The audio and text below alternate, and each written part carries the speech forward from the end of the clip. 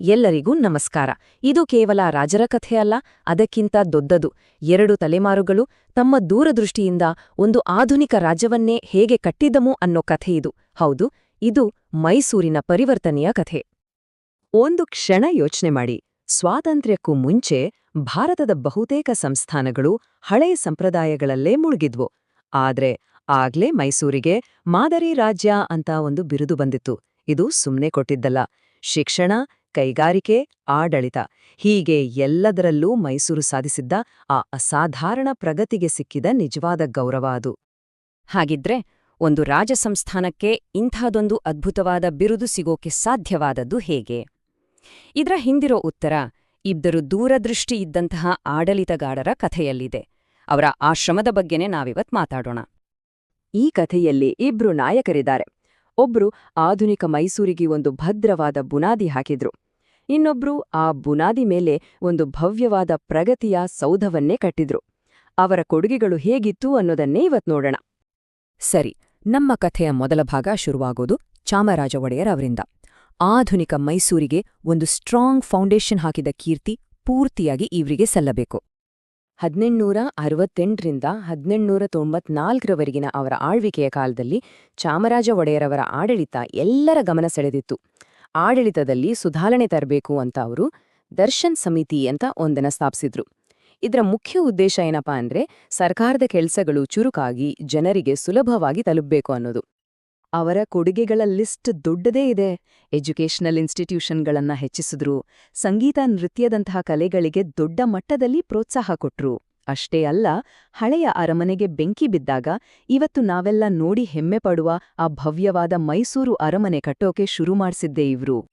ಆದ್ರೆ ಅವರ ಅತಿದೊಡ್ಡ ಗುರಿ ಏನಿತ್ತು ಗೊತ್ತಾ? ಶಿಕ್ಷಣವನ್ನ ಸಮಾಜದ ಕಟ್ಟಕಡೆಯ ವ್ಯಕ್ತಿಗೂ ತಲುಪಿಸಬೇಕು ಅನ್ನೋದು. ಇದು ಅವರಲ್ಲಿದ್ದ ಸಾಮಾಜಿಕ ಕಾಳಜಿಗೆ ದೊಡ್ಡ ಸಾಕ್ಷಿ. ಇದರ ಜೊತೆಜೊತೆಗೆ ಕೃಷಿ ಸುಧಾರಣೆ ಮತ್ತು ನೀರಾವರಿ ಯೋಜನೆಗಳಿಗೂ ಇವರೇ ಅಡಿಪಾಯ ಹಾಕಿದ್ದು. ಚಾಮರಾಜ ಒಡೆಯರ್ ಹಾಕಿಕೊಟ್ಟ ಆ ಬುನಾದಿ ಮೇಲೆ ನಾಲ್ವಡಿ ಕೃಷ್ಣರಾಜ ಒಡೆಯರವರು ಒಂದ್ರೀತಿ ಪ್ರಗತಿಯ ಶಿಲ್ಪಿಯಾಗಿ ಮೈಸೂರನ್ನೇ ಒಂದು ಹೊಸ ಎತ್ತರಕ್ಕೆ ತಗೊಂಡು ಹೋದ್ರು. ಈಗ ನಾವು ಮೈಸೂರಿನ ಸುವರ್ಣಯುಗಕ್ಕೆ ಎಂಟ್ರಿ ಕೊಡ್ತಾ ಇದೀವಿ.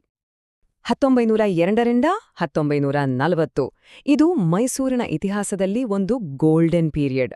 ಯಾಕಂದ್ರೆ ಸರ್ ಎಂ ವಿಶ್ವೇಶ್ವರಯ್ಯ ಮತ್ತು ಮಿರ್ಜಾ ಇಸ್ಮಾಯಿಲ್ ಅವರಂಥ ಅದ್ಭುತ ದಿವಾನರ ಜೊತೆ ಸೇರಿ ನಾಳ್ವಡಿಯವರು ಮೈಸೂರಿನ ಚಿತ್ರಣವನ್ನೇ ಬದಲಾಯಿಸಿದ್ರು. ಇದೇ ಆಧುನಿಕ ಕೈಗಾರಿಕಾ ರಾಜ್ಯ ನಿರ್ಮಾಣದ ಕಾಲ. ಇಡೀ ಭಾರತದ ಇತಿಹಾಸದಲ್ಲಿ ಇದೊಂದು ಕ್ರಾಂತಿಕಾರಕ ಹೆಜ್ಜೆ.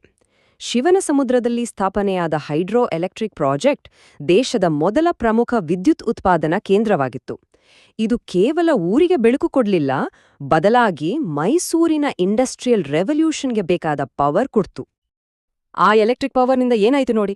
Sandal oil factory, machine tools factory, Mysuru lacquer works ಹೀಗೆ ಒಂದರ ಹಿಂದೆ ಒಂದರಂತೆ ಫ್ಯಾಕ್ಟರಿಗಳು ತಲೆ ಎತ್ತಿದು. ಮೈಸೂರಿನ ಆರ್ಥಿಕತೆಗೆ ಇದರಿಂದ ಒಂದು ಹೊಸ ದಿಕ್ಕೇ ಸಿಕ್ತು. ಪ್ರಗತಿಗೆ ಜ್ಞಾನವೇ ಅಡಿಪಾಯ ಅಂತ ಅವನು ಗಟ್ಟಿಯಾಗಿ ನಂಬಿದ್ರು. ಅದರ ಫಲವಾಗಿಯೇ 1916ರಲ್ಲಿ ಮೈಸೂರು ವಿಶ್ವವಿದ್ಯಾಲಯ ಸ್ಥಾಪನೆಯಾಯಿತು. ಇದು ಕೇವಲ ಒಂದು ಬಿಲ್ಡಿಂಗ್ ಅಲ್ಲ, ಮುಂದಿನ ತಲೆಮಾರುಗಳಿಗೆ ಜ್ಞಾನದ ದೀವಿಗೆಯಾಯಿತು. ಅಷ್ಟೇ ಅಲ್ಲ, ಹಳ್ಳಿಗಳ ಶಿಕ್ಷಣಕ್ಕೂ ಇವರು ತುಂಬಾನೇ ಒತ್ತು ಕೊಟ್ರು. ಅವರ ದೃಷ್ಟಿ ಕೇವಲ ಇಂಡಸ್ಟ್ರಿ ಮತ್ತು ಎಜುಕೇಷನ್ಗೆ ಸೀಮಿತ ಆಗಿರಲಿಲ್ಲ. ದಲಿತ ಮತ್ತು ಹಿಂದುಳಿದ ವರ್ಗಗಳಿಗೆ ಸರ್ಕಾರಿ ಉದ್ಯೋಗದಲ್ಲಿ ಮೀಸಲಾತಿ, ಮಹಿಳಾ ಶಿಕ್ಷಣಕ್ಕೆ ಪ್ರೋತ್ಸಾಹ, ಜೊತೆಗೆ ಒಳ್ಳೆ ರಸ್ತೆಗಳು, ರೈಲ್ವೆ ಲೈನ್ಗಳು ಹೀಗೆ ಸಮಾಜದ ಪ್ರತಿಯೊಬ್ಬರನ್ನೂ ಪ್ರಗತಿಯಲ್ಲಿ ಜೊತೆಯಾಗಿ ಕರ್ಕೊಂಡೋಗಕ್ಕೆ ಪ್ರಯತ್ನಪಟ್ರು. ಇಷ್ಟೆಲ್ಲ ಅಭಿವೃದ್ಧಿ ಆದ್ಮೇಲೆ ಆ ಮಾದರಿ ರಾಜ್ಯ ಅನ್ನೋದು ಬರೀ ಬಿರುದಾಗಿ ಉಳಿಲಿಲ್ಲ, ಅದು ಜನರ ಜೀವನದಲ್ಲಿ ನಿಜವಾದ ಬದಲಾವಣೆ ತಂದಿತ್ತು. ಹಾಗಾದ್ರೆ ಈ ಮಾದರಿ ರಾಜ್ಯ ಅಂದ್ರೆ ನಿಜವಾಗ್ಲೂ ಅದರ ಅರ್ಥ ಏನು? ಸರಳವಾಗಿ ಹೇಳೋದಾದ್ರೆ ಮಾದರಿ ರಾಜ್ಯ ಅಂದ್ರೆ ಒಂದು ಪ್ರದೇಶವು ಆಡಳಿತ, ಕೈಗಾರಿಕೆ, ಶಿಕ್ಷಣ ಮತ್ತು ಜನರ ಕಲ್ಯಾಣದಲ್ಲಿ ಅತ್ಯುನ್ನತ ಮಟ್ಟ ತಲುಪಿದೆ ಅಂತ ಸಿಕ್ಕ ಮಾನ್ಯತೆ. ಮೈಸೂರು ಈ ಎಲ್ಲಾ ಕ್ಷೇತ್ರಗಳಲ್ಲಿ ಆಗ್ಲೇ ಟಾಪ್ನಲ್ಲಿತ್ತು. ಮೈಸೂರಿನ ಈ ಮಾದರಿ ರಾಜ್ಯ ಅನ್ನೋ ಹೆಗ್ಗಳಿಕೆಗೆ 4 ಮುಖ್ಯವಾದ ಪಿಲ್ಲರ್ಗಳಿದ್ವು. ಯಾವುವು ಅಂದ್ರೆ ಹೆಚ್ಚಿನ ಶಿಕ್ಷಣ ದರ, ಕೈಗಾರಿಕಾ ಅಭಿವೃದ್ಧಿ, ಆಧುನಿಕ ಆಡಳಿತ ಮತ್ತು ಉತ್ತಮ ಸಾರ್ವಜನಿಕ ಆರೋಗ್ಯ. ಇದೆಲ್ಲವೂ ಆ ಇಬ್ಬರು ರಾಜರ ಸುಧಾರಣೆಗಳಿಂದಲೇ ಸಾಧ್ಯವಾಗಿತ್ತು. ಹಾಗಿದ್ರೆ ಈ ಇಬ್ಬರು ಮಹಾನ್ ಆಡಳಿತಗಾರರ ಒಟ್ಟು ಪರಂಪರೆ ಏನು? ಅದರ ದೂರಗಾಮಿ ಪರಿಣಾಮಗಳು ಏನೇನು ಅಂತ ಒಟ್ಟಾರೆಯಾಗಿ ಒಮ್ಮೆ ನೋಡೋಣ. ಈ ಹೋಲಿಕೆ ನೋಡಿದ್ರೆ ಇಡೀ ಕಥೆನೇ ಅರ್ಥ ಆಗುತ್ತೆ. ಚಾಮರಾಜ ಒಡೆಯರ್ ಶಿಕ್ಷಣ, ಸಂಸ್ಕೃತಿ ಮತ್ತು ಆಡಳಿತಕ್ಕೆ ಒಂದು ಫೌಂಡೇಶನ್ ಹಾಕಿದ್ರೆ, ನಾಲ್ವಡಿ ಕೃಷ್ಣರಾಜ ಒಡೆಯರ್ ಆ ಫೌಂಡೇಶನ್ ಮೇಲೆ ಕೈಗಾರಿಕೆ, ವಿಶ್ವವಿದ್ಯಾಲಯ ಮತ್ತು ಸಾಮಾಜಿಕ ಸುಧಾರಣೆಗಳ ಒಂದು ದೊಡ್ಡ ಕಟ್ಟಡವನ್ನೇ ಕಟ್ಟಿದ್ರು.